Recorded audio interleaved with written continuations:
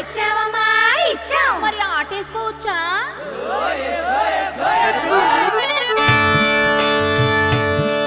రామయ్య బావయ్య రంగేలి రాత్రులా రసగంగల మునకలు వేయ. రామయ్య బావయ్య రంగేలి రాత్రులా రసగంగల మునకలు వేయ. రామయ్య బావయ్య రామయ్య బావయ్య తారాజువనురా తడిసిన గువనురా రారానాదురా రసికతరువా. తారాజువనురా తడిసిన గువనురా రారానాదురా రసికతరువా. రావయ్య బావయ్య రంగేలి రాత్రులా రసగంగల మునకలు వేయ. రావయ్య బావయ్య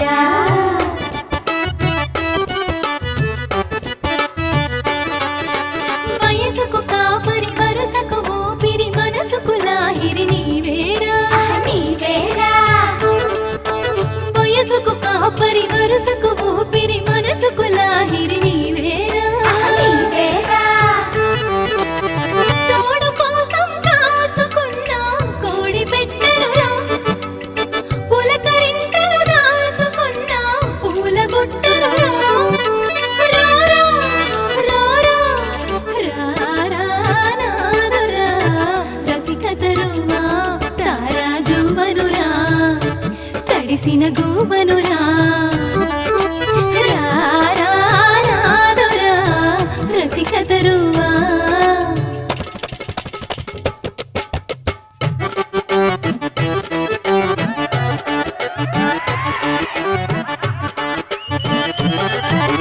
చిలకల పెదవుల చిలికే మధువులు చిలకల రాజా నీకేరా. నీకేరా చిలకల పెదవుల చిలికే మధువులు చిలకల రాజా నీకేరా. నీకేరా ఆకు వక్క పూల పక్క ఒలుగుతున్నవిరా తీపి తిక్క తీర్చలేమని అడుగుతున్నవిరా. రారానాదురా రసికతరువా.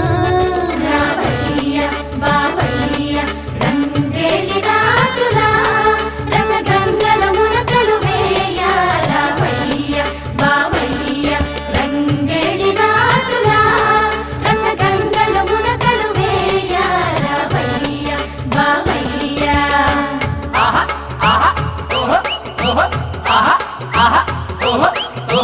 అరే అరే అరే అరే హై హై హై హై.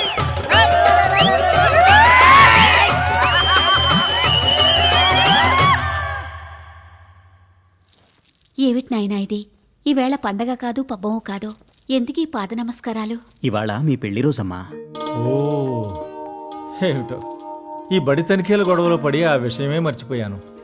కోడలతో కలిసి నువ్వు ఈ పని చేస్తుంటే మేమెంతో ఆనందించేవాళ్ళం. నాన్నగారు, పొద్దస్తమానం కోడల గురించి మనవల గురించి ఆలోచిస్తూ అమ్మ మనసుని ఆరోగ్యాన్ని పాడు చేసుకుంటోంది. మీరైనా అమ్మకు నచ్చ చెప్పండి. నా గురించి ఆలోచించే సమయంలో కొంత సమయాన్నైనా భగవద్ధ్యానంలో గడపమనండి. బాగానే ఉంది నాయనా నీ జ్ఞానబోధ. ఇప్పుడు అదంత అవసరమా? అవసరమే నాన్నగారు. ఎందుకంటే రేపటి మీద నాకు ఆశ లేదు. ఏమిటి నాయనా, ఏమిటి పిచ్చి మాటలు? మనిషి ఆశాజీవి. ఎన్నడో జరగబోయే దాని గురించి ఆలోచిస్తూ ఉంటాడు. సరే, నేనలా కలికిరి. ఎక్కడికి వెళ్ళవద్దు, నువ్వు నా కళ్ళ ముందే ఉండు నాయనా. నీ కళ్ళలోనే ఉంటానమ్మా. వెళ్తున్నా నాన్నగారు. చూడు, ఎక్కడికైనా వెళ్ళేటప్పుడు వెళ్ళొస్తాను అని చెప్పాలి నాయనా. ఏమిటో ఈవేళ వీడి ధోరణి చూస్తుంటే నాకెందుకో భయంగా ఉందండి.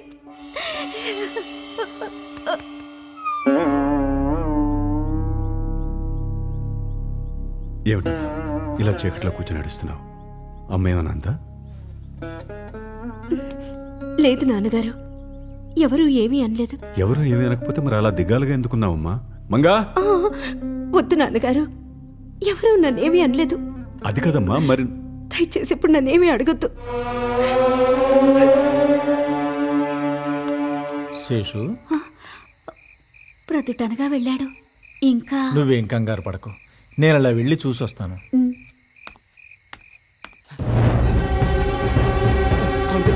పంతులు గారు చిన్నరెడ్డి నువ్వా? ఏమిటిలా పరుగునా? కలికిరి నుంచి వస్తుంటే ఆ, మీ అబ్బాయి గారిని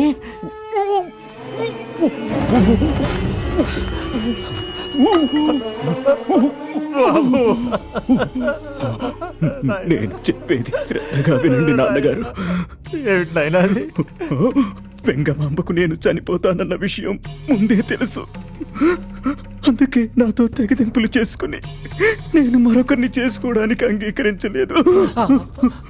నా సంగతి నాకు తెలుసు కాబట్టే నేను మరో పిల్ల మెడలో తాళి కట్టి ఆ పిల్ల బతుకు బండలు చేయలేక మీకు అమ్మకు ఈ విషయం మిమ్మల్ని మరింత బాధ పెట్టలేక అలా ప్రవర్తించాను. నన్ను క్షమించండి నాన్నగారు. అంత విషాదాన్ని దాచుకొని ఇంత గుమ్మరంగా ఎలా ఉండగలిగావు నాయన? నీ పరిస్థితి, నీ మనస్సు తెలుసుకోలేక మీ అమ్మ నేను ఎన్నో మాటలు అన్నావు. నువ్వే మమ్మల్ని క్షమించాలి నాయన. కాలం సమీపిస్తోంది. నాకు మాటివ్వండి నాన్నగారు.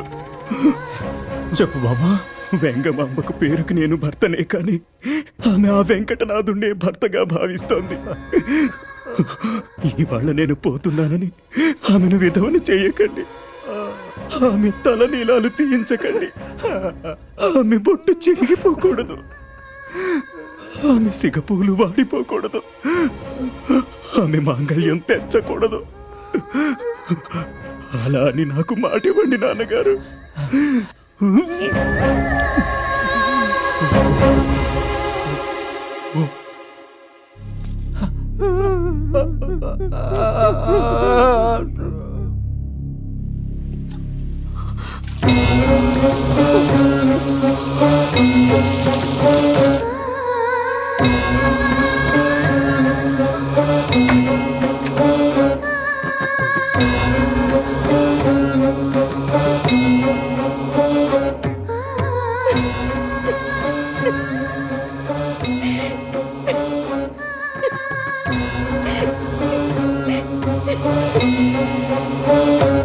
ఎందుకు ఇలా చేసావు? వెంగమాంబ, పుట్టి గిట్టని వాడు ఈ భూమి మీద ఒక్కడైనా ఉన్నాడా చెప్పు? ఎందుకీ కన్నీళ్ళు? ఇతరులకు చెప్పేటప్పుడున్న గుండె ధైర్యం ఇప్పుడు పట్టు తప్పిపోతోందా? లేకపోతే నీ బొట్టు కరిగిపోతోందని ఆవేదనకు గురవుతోందా? స్వామి, నా బొట్టు ఏనాటికి కన్నీటి బొట్టు కాదు. అది శాశ్వతుడు, అవ్యయుడు, పురాణ పురుషుడైన ఆ పురుషోత్తముడు ఉన్నంత వరకు ఉంటుంది. నేనున్నంత వరకు ఉంటుంది. స్థిర నిశ్చయాన్ని అలవర్చుకో, స్థిత ప్రజ్ఞతతో ప్రవర్తించు. నువ్వెన్నో రచనలు చేయాలి, ఎందరికో మార్గదర్శకం కావాలి, స్త్రీలోకానికే ఆదర్శం కావాలి. అది తెలుసుకో, అదే తెలుసుకో. నేను ఒక్కడినే శాశ్వతుణ్ణి, నేను ఒక్కడినే పరబ్రహ్మ స్వరూపుణ్ణి. నేను అనుకునే ప్రతివాడు నాలోనే లయం చెందుతున్నాడు. నేను అనుకునే ప్రతి ప్రాణి నాలోనే ఐక్యమవుతోంది. నేను అన్ని నేనులకు నేనై ఉన్నాను.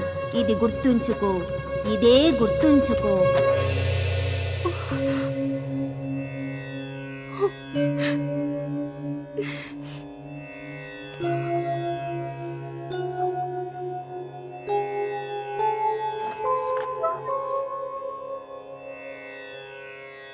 వెంకు, ఏమైంది?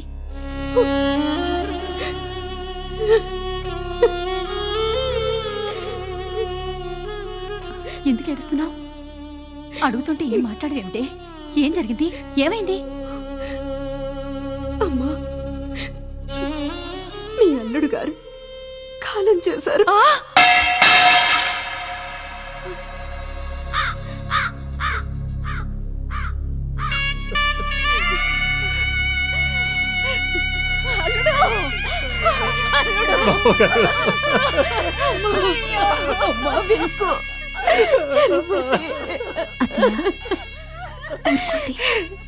నా కోడలు నా ఇంటికి ఇలా రావాల్సి వస్తుందని నేను అనుకోలేదే తల్లి. ఇలా రావాలనుంది, అలాగే రాగలిగాను. ఏది మన చేతుల్లో ఉంది చెప్పత్తయ్యా. ఇవాళ ఆయన, రేపు మనం. తను చనిపోతానన్న విషయం ఆయనకి ముందుగానే తెలుసు. ముందుగా చెప్తే మీరు తట్టుకోలేరని ఏది తన గుండెల్లో గుప్తంగా దాచుకున్నారో అది కాలం మీ కళ్ళ ముందే ఉంచింది. తప్పదు కదా, తప్పేది కాదు కదా. తాళి కట్టిన వాడు తరలి వెళ్ళిపోయినా ఇంత ధైర్యంగా ఎలా మాట్లాడగలుగుతున్నావే తల్లి? కాలం మనసుల్ని, మనుషుల్ని రాళ్లుగా మారుస్తుందత్తయ్యా.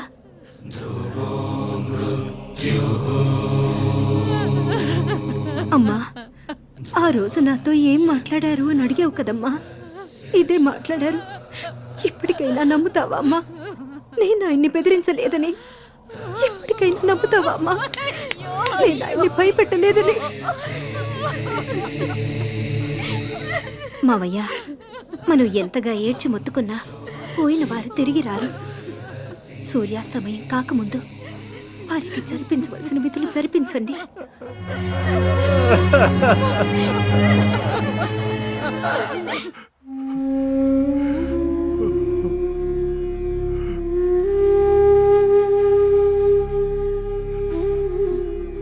రేపు ద్వాదశాహస్సు. అల్లుడు గారికి ధర్మోదకాలు వదిలిపెట్టాలి. మరి చెల్లాయిని బావగారు బావగారు బావగారు బావగారు బావగారు బావగారు, ఏమిటి? ఏమైంది? మీరు మీరు నాకు మాట ఇవ్వాలి. అలాగే. ఇది నాకు ఇస్తున్న మాట కదా బావగారు, మీ అల్లుడికి ఇస్తున్న మాట. దయచేసి నా కోడల్ని విధవని చెయ్యకండి. నా కొడుక్కి ఆత్మశాంతి లేకుండా చేయకండి బావగారు. బావగారు, వెంగమ్మ మీకు కోడలే, నా కూతురు బావగారు, నా కూతురు.